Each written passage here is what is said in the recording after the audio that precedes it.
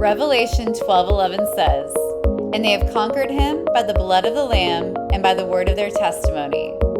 Welcome to the Word of Their Testimony podcast. Well, thank you, Chelsea, for being here today. I'm so excited that we have you in the studio and that you're going to share your story, because I actually don't think I really know anything about your story. So this is going to be a big surprise for me. Gosh, yeah. I'm really excited, but I've known you for a couple of years now, and I've just seen you persevere and grow just in that short amount of time. And I find you to be really inspiring and just a really genuine, amazing, good person and disciple of the Lord. And I'm just really excited to hear. Oh, wow, don't make me cry at at the beginning. Sorry, I was trying not to make you cry before we started. That's so awesome. Thank you. And thank you for having me. I've been listening to your podcast every week, and I love listening to everybody's testimonies, and they've all been so good. I'm like, oh my gosh, that it really just is very inspiring. And I really appreciate you being a vessel for God's faithfulness. Yeah, so it's really an honor to be here. So where do I start?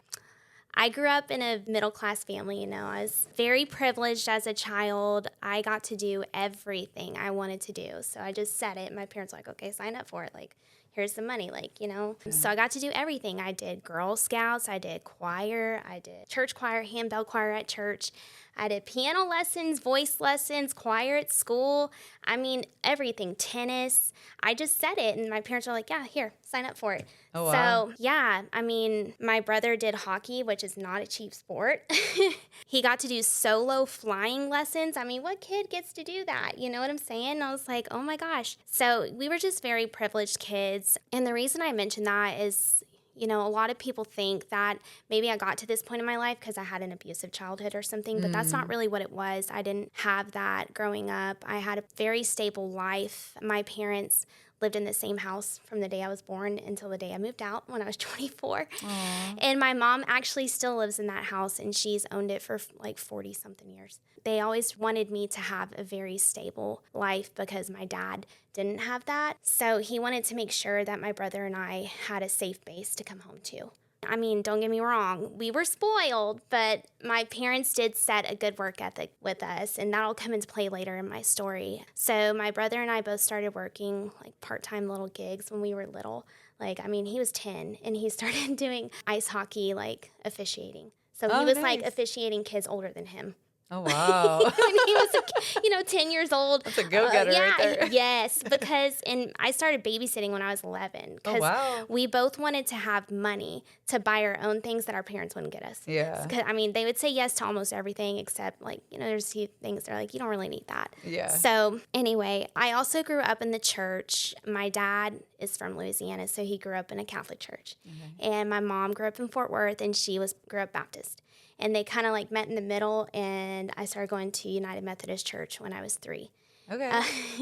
And so I've been in that church pretty much my whole life. I mean, I took a break during a certain point and tried out different churches, but it never felt right. So I recently went back there. But all that to say, my dad always told me to put God first in everything that I did, and everything would just naturally fall into place, right? And my mom, same thing. She's like, just put God first. So they had a very good Christian base for me when I was growing up as well. I was in the youth group, youth choir, all the things. I was born and raised here in Austin, so people one call of the me rare unicorns. Yeah, that's what they call me. I'm like, a unicorn? Okay, I'll take it. I love unicorns. Yeah, so I grew up here. I went to McNeil High School. I mentioned that for a reason. All this will kind of just come together. It's kind of messy right now, but it'll come together. So at McNeil, I was in a lot of clubs, and some of the clubs I was in, we would go to Texas Baptist Children's Home at Christmas time. Oh, awesome. And host a party for them and bring presents and celebrate with them. So I specifically remember going to a cottage on Cottage Row. It's like a road of a bunch of different houses at TBCH on the back of the campus. Okay. And I remember being in one of the cottages that I would later live in with my kids. Oh, my goodness. goodness. So it's just eerie, looking back, oh my gosh, I was in there and then I ended up there. It's like a full circle moment. Wow. Yeah, it's wild. So fast forward to my freshman year of college, my parents taught me from a very young age to be independent, never depend on a man for financial stability. And the reason for that is my dad's mom, so my Mimi, and my dad's dad, my papa, they got divorced when he was 15. And my Mimi had never worked outside of the home, so she had no job skills at all. And when they got divorced, she didn't know how to do anything. So she had to go and work at a restaurant as a cook. And it was very low wage, right? So they were very poor. And my dad told me that him and his sister would go to the grocery store with like change, right? And so they would only have enough to buy a loaf of bread and a gallon of milk. And that's all they would have to eat for a week. So it was hard times, and so he didn't want to see me get into that kind of situation. And I didn't learn until I was in grad school that that's called generational trauma or generational patterns, like being passed down from generation to generation. And, he didn't have that happen to him, but, he just kind of stressed it to me because he didn't. So it's just trying not to repeat those generational patterns. But in grad school, we did what's called a genogram, which is kind of like a family tree. Okay. And that's where really some of my family patterns came about. Like it really got exposed. So when I was doing it, I realized that all 4 aunts on my dad's side, so he has 2 biological sisters and 2 stepsisters, and all of them were teen parents. Oh, wow. And all of them at some point in their motherhood journey were single parents as well. Wow. And my Mimi was also a single parent. And she lived in income-based housing, which, so then that kind of just trickled down the line. So, the reason I'm telling you that is it might kind of explain maybe how I got to this point that I'm at today, how I ended up as a single mom, even though, my parents did everything right. Or, they raised me up in the church. They let me do whatever I wanted to do. They provided for me very well.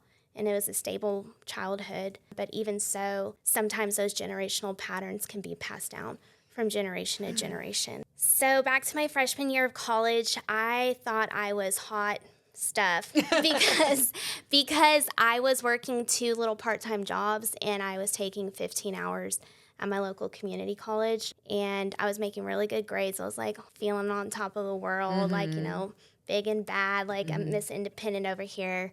And one night, my best friend called me, and she's like, hey, come over to my house. I have someone I want you to meet. I was like, ugh, no. Because they knew I was like Little Miss Independent, and it seemed like a challenge for them to try to set me up with different guys, you know what I mean? So I was like, no, I'm not coming over there meeting some guy, no thank you. And she's like, just come over and hang out. So I ended up going over there, and that's the night I met Jackson's dad. Okay. It was him. So great guy, we instantly clicked. Like it was just instant chemistry.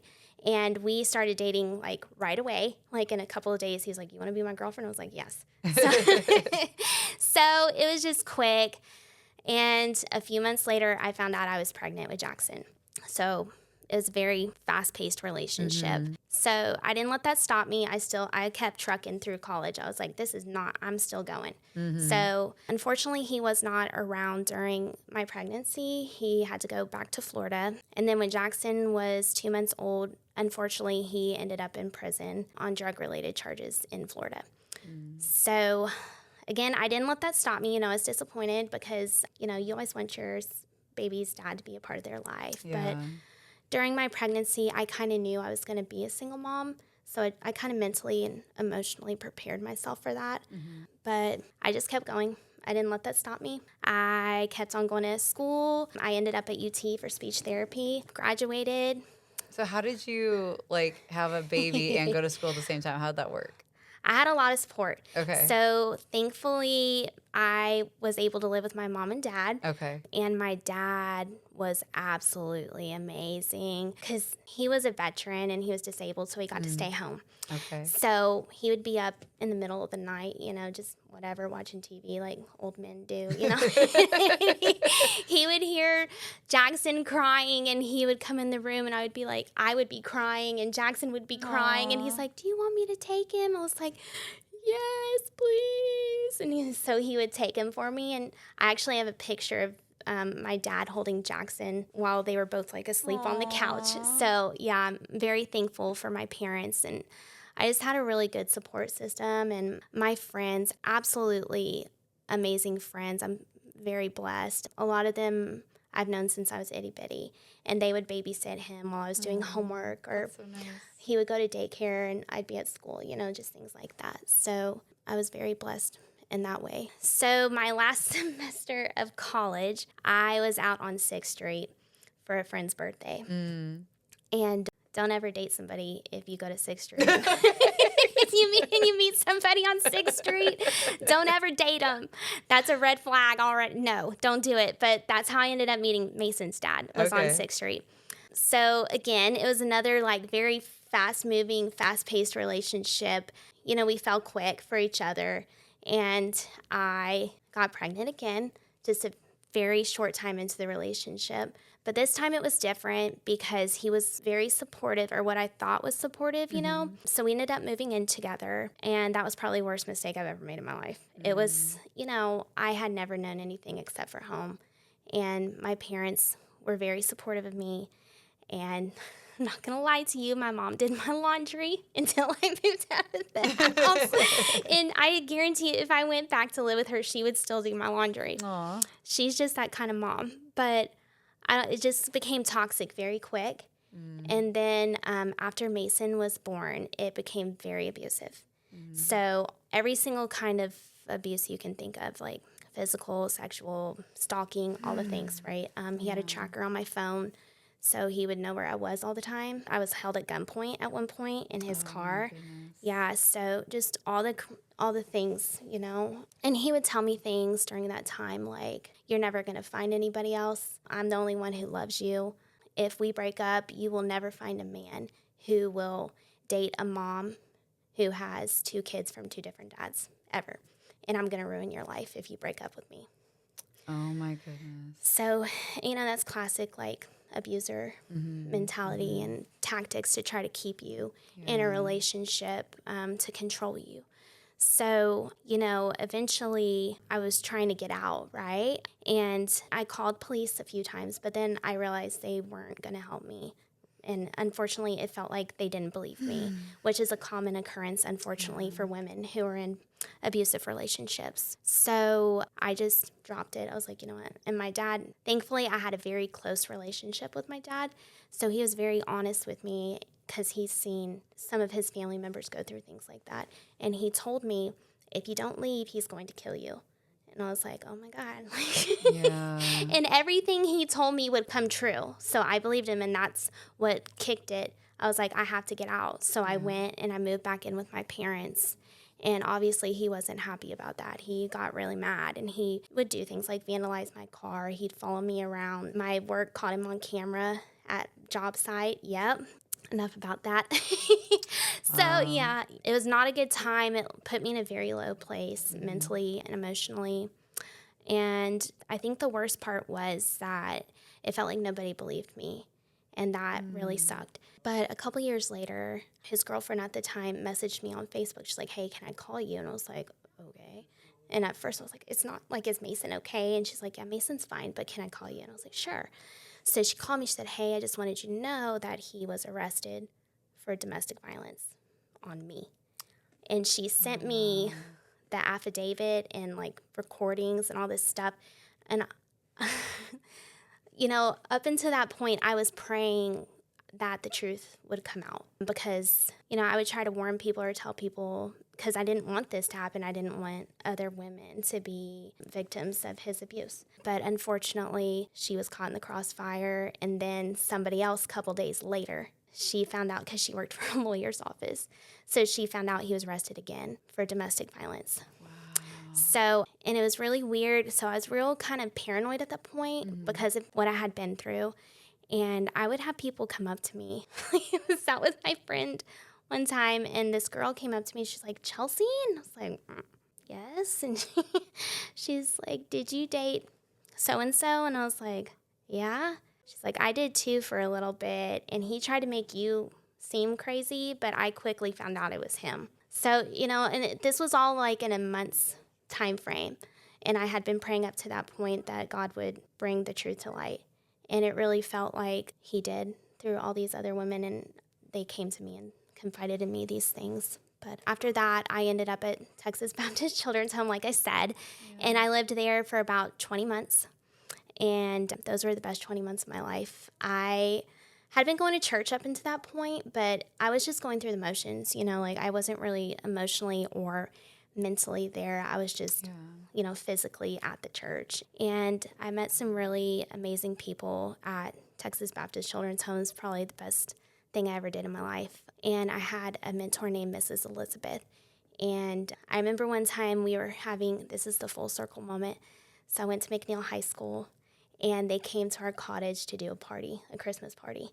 And it was the cheer squad, and I had a lot of friends who were on the cheer squad, and I was like just talking to the cheerleaders about the cheer team and the cheer coach that was their cheer coach, and it's still there. And it was just like a small circle moment, and it brought me back to when I was there, handing out presents to the mom and the kids, and it was cool. But I was still a little skeptical at that point, because I had just moved in there. And I remember asking Miss Elizabeth, why are y'all being so nice? Like, really? Like, why are y'all, what's going, because I can never pay you back for all these gifts that you're giving us. And I can't do anything to return what you're doing for me. Because that's what the trauma did to me, was make me, think that I didn't deserve that unless I did something to earn it.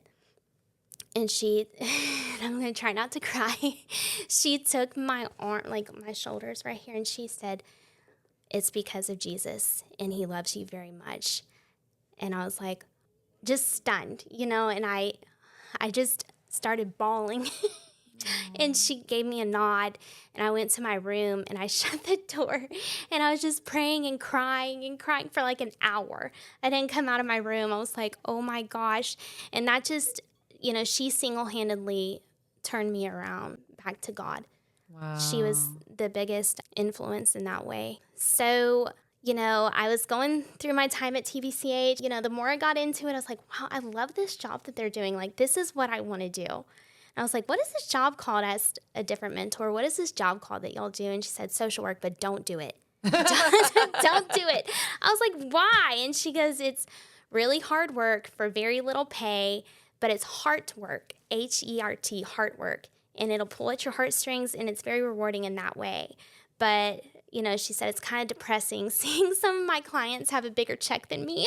It's like, so, I took that with a grain of salt, and I was praying about it, and I started applying for jobs in the social work field, and I ended up working for Hope Alliance in Round Rock, which is the Center for Victims and Survivors of Domestic Violence and Sexual Assault. And I absolutely loved that job. And I just felt like I was in the place I was meant to be. And social work was my thing. And then COVID hit. And I was like, oh my gosh. And so I was like, you know what? Like, this is not going to work. I need to be making more money. And so I decided I was going to go back into speech therapy. So I started doing things to try to get my assistant license or get into grad school. And every single time I tried to do anything in speech therapy, it was like hitting a brick wall. Like, nope. Everything got denied. Everything. I was like, okay, fine. Fine. So I prayed. I was like, okay, God, I hear you. So what do you want me to do with my life? What is your plan for me? What do you want me to do? And I very clearly heard God tell me, you're going to be a social worker. I was like, girl. Why? I was like, are you sure? He said, yes, I'm sure. And he told me, you're only going to apply to one graduate school program. And everybody who's applied knows that's a faux pas. When you apply for grad school, you're supposed to apply for at least 3 to 5 schools. Just make sure you get in and choose the best choice. Yeah. But no, just one, and you're going to get in. And, in true Chelsea fashion, I was like, okay, I have questions. Like, hold on a second. So, okay, what about the money? Because my mentor at TBCH told me this doesn't make much money, and I want to be able to provide for my kids like my parents did for me. And I don't want to have like a mountain of student loan debt to try to tackle once I get out of school. And again, I heard God very clearly tell me, don't worry about the money. I have a plan. I was like, okay. Okay, I'm going to obey, because I saw what happened when I tried to go my own way. Right. All the other times with the abusive relationship, with all the other things in my life, it just didn't go well.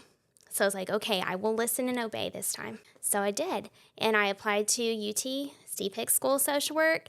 I got in. I got a scholarship that covered pretty much my whole tuition for the first year I was in school. Wow. Yes, it was a blessing. I was like, okay, I hear you. I hear you. And on top of that, I started getting scholarships outside of school too, to pay for like living expenses and stuff. Oh, that's awesome. It was great. It was just an eye-opener, and I was like, okay, I know you're real, God, and this is a real deal. I'm going to keep on following. I got goosebumps. I'm just keep following your word. So, of course, that didn't cover everything, so I still had to get student loans out, right? And that kept piling up. But my biggest full circle moment came recently. So I just graduated from school and got my license, all that stuff. And the worst part is when you have to do exit counseling for your loans. They make you do it if you take out student loans, just to educate you about repayment and principal and all the yucky stuff nobody cares about, but you have to learn, you know? You have to know it, or they make you flip through a bunch of screens. So I was doing that, and at the end it got to a point where it's like, okay, put in your salary, put in your dependents, put in where you work, all this stuff. Okay, so I did all that, and then I clicked on the next screen. I got chills. I was like, what? It said $0 monthly payment for 10 years. I was like, this is a scam. And so I looked at it was HTTPS. So I was like, okay, this is a real website. And I called my mom because she works with loans and stuff at UT. And I was like, is this real? And I sent her the screenshot. She was like, yes, it's real. So, okay. And then on top of that, they told me that if I stay in the public service sector, because right now I'm in a school, that my loans will be completely forgiven. Are you serious? Yes, after 10 years. And that's my plan. And this is, testimony for a different time. My plan is to work in a school. And that's all. I just want to work with kids in a school setting. So 10 years, no problem for me. I'll work 20, 40, whatever. That's what my plan is. So again, that's just another way that God came through on his promises, right? Yeah. If I showed you the amount of student loan debt that I owed, it might make you faint because you're oh my God, it's that much. But God came through on his promises. So I guess the moral of all of my testimony is, what my abuser intended for harm. God took that, he turned that around, and he used it for his glory and his purpose for my life. And so that beauty from ashes Bible verse, because I was at the lowest point I had ever been in my life when I was with him and coming out of that abusive relationship. And then really God took a hold of me. He's like, if you listen to me, this will be the best ride of your life. And it's been absolutely beautiful since I said okay.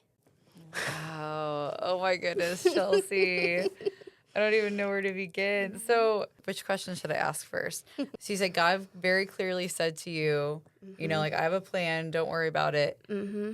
So you knew that, but were there times throughout your grad school journey, it's intense and you're racking up the debt and you're a single mom. Were there times that you were just I don't know, God, I don't know if I trust in your plan. How did you keep the faith? Yeah, I mean, yes, there were times I was like, oh my gosh, I can't believe I'm agreeing to all this, but I need it to survive with my kids. Just kept praying, and God very clearly told me again and again, I told you, don't worry about it. I could hear that every single time I kind of got a little iffy, about trusting his plan. I would just pray about it, are you sure? That's amazing. And it just, obviously it worked out, so. And then, so how did you balance? So were you working while you were in school too? For some of the time, I did. Okay. I did some little part-time jobs, and then we had an internship. My program was a little different. Because I have kids, I took the extended track. Mm-hmm. So I did a 3-year instead of 2, which thank God I did that because I was struggling just with that. It's intense, but I loved it. I loved every single class I took, and I just felt like I really was meant to be there and that God put me where I was supposed to be. Because I felt called to share in classes, about my experiences as a single mom, or, whatever. And I would have teachers or students tell me, thank you for sharing your experiences because it added value to the class. Yeah. So, I just felt time and time over again that God put me where I was supposed to be. Yeah, and I bet that the experiences that you've gone through will just make you such a more valuable asset in your field, right? To really help people, because it's you can go through training and learn all the things, but until you've really experienced it, you can offer empathy to your clients and the people you help in a way that nobody else can. Right. Exactly. Yeah, it's invaluable. Yeah, life experience. Yeah, definitely adds a little more to it. So I wanted to ask, what was the process going from, so thankfully, your dad kind of woke you up and you got out of that situation. How did you begin the process of gaining your love for yourself back and your worth and your value and rebuilding that after your abuser had kind of broke you down? Right. So really it was the environment I was in. So when I was at TBCH, every time I think about it, I just smile. I'm like, I want to go back. But they were absolutely amazing to us. I always say they treated us like queens. And so we did a lot of group therapy there. They never called it that, but I'm looking back, I'm like, that was group therapy. And so we would do group nights where we would have food, and they would watch our kids while we did crafting and different things there, in a group setting. And then I was in individual therapy with the therapist there, Miss Suzanne, and she was also very instrumental in my healing journey. And she was a Christian counselor, so we always prayed together at the beginning and the end of session. And she really, Miss Suzanne, Miss Elizabeth, the friends I made there who I'm still friends with today, my other mentors there, Miss Jamie, they were very instrumental in helping me get my self-esteem back up and realize that the value that I had in the Lord, and that's where your value comes from. Yeah. Yeah. Oh, that's incredible. You're right. It's such a beautiful full circle thing. Yeah. How God took you through all of that, and now you can use that to just love on and help others. Yeah. Praise God. Yes, that's amazing. God is good.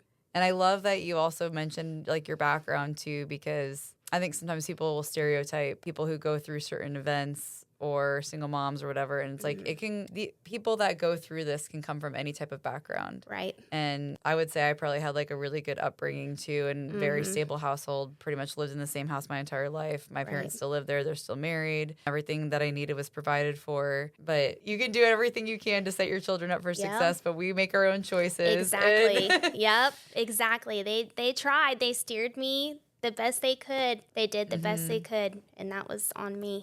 That's what happens. Well, I hope this is not rude or whatever, but when you don't follow God's plan for your life, it just all seems to go crazy. Yeah. Your whole life is just in disarray. Yeah.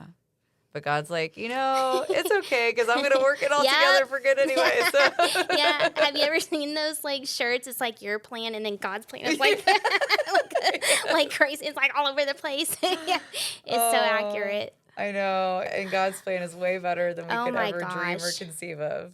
So. Amen to that. Oh, well, Chelsea, thank you so much. Yes, thanks for having me. I am just so thankful to have you in my life and just amazed at everything you've been through and in awe of what God's done in your life. So thank you so much. Thanks for having me. It's a pleasure. If you were blessed by this episode, go ahead and give it a thumbs up and make sure to subscribe so you don't miss any future testimonies. And if you want to pass on the blessing to others, please leave a review and share to your page. Thank you so much for listening, and I'll see you on the next episode.